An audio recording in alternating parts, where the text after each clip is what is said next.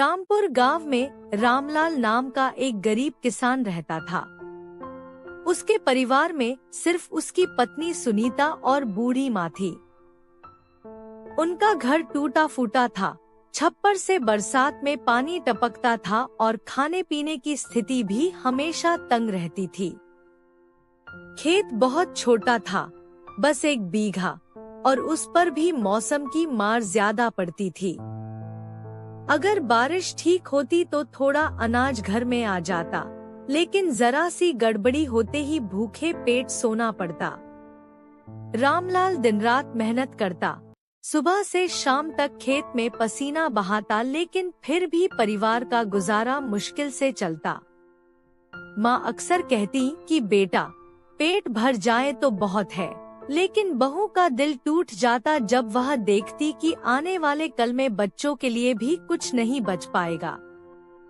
हर रोज घर में चिंता रहती, कब तक ऐसे जिएंगे और कब तक दूसरों के सामने हाथ फैलाएंगे। गांव का साहूकार अक्सर उनके दरवाजे पर आता और पुराना कर्ज चुकाने के लिए दबाव डालता। माँ और सुनीता दोनों ही डर के मारे सहम जाती, लेकिन रामलाल हमेशा उन्हें हिम्मत देता। वह कहता कि डरने से कुछ नहीं होगा, मेहनत करने से रास्ता जरूर निकलेगा। पर सच तो यह था कि उसकी भी हालत टूट चुकी थी। एक रात परिवार तीनों लोग बैठे हुए सोच रहे थे कि आगे कैसे गुजारा होगा। तब सुनीता ने धीरे से कहा कि सिर्फ खेती से घर नहीं चलेगा, हमें कुछ और भी करना होगा। खेत का अनाज हमारे लिए ही कम पड़ जाता है, तो क्यों न हम सब्जी उगाकर बेचें या कोई छोटा काम शुरू करें। रामलाल पहले तो चुप रहा, फिर बोला कि इसके लिए भी पैसे चाहिए। तभी माँ ने अपने पुराने बक्से से चांदी की चूड़ियाँ निकाली और बोली कि बेटा, यह तुम्हारे पिताजी की निशानी है, अब इसे घर की जरूरत के लिए इस्तेमाल कर लो। रामलाल और सुनीता दोनों की आंखें भर आईं।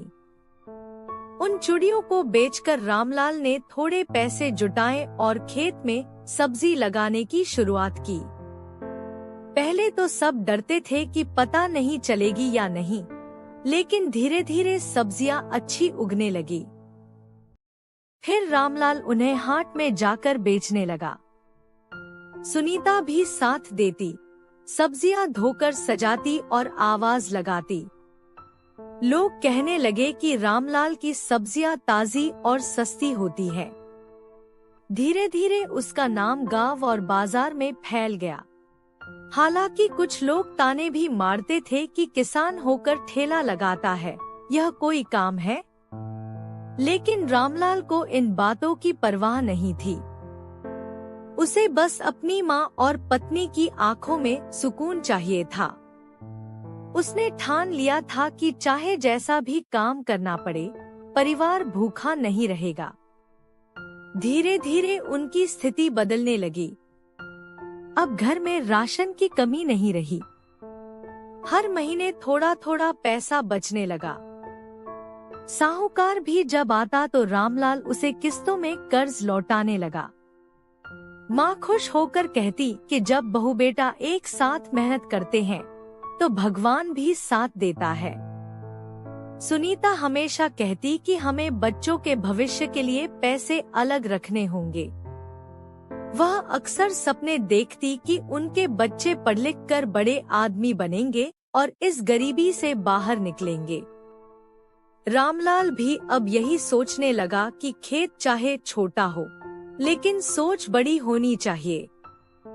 कई सालों की मेहनत के बाद घर की हालत सुधरने लगी।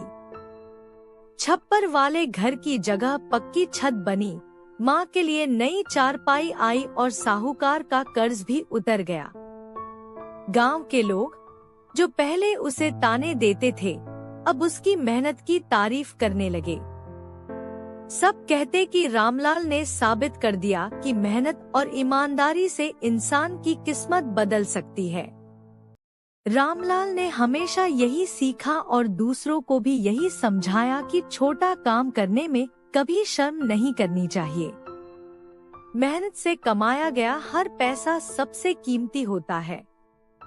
अगर परिवार साथ हो, माँ का आशीर्वाद हो और पत्नी का सहयोग हो, तो गरीबी चाहे कितनी भी गहरी क्यों न हो, इंसान उससे निकलकर अपनी नई पहचान बना सकता है। गरीबी बड़ी नहीं होती, छोटी सोच बड़ी होती है। मेहनत और परिवार का साथ हो तो इंसान अपनी किस्मत बदल सकता है।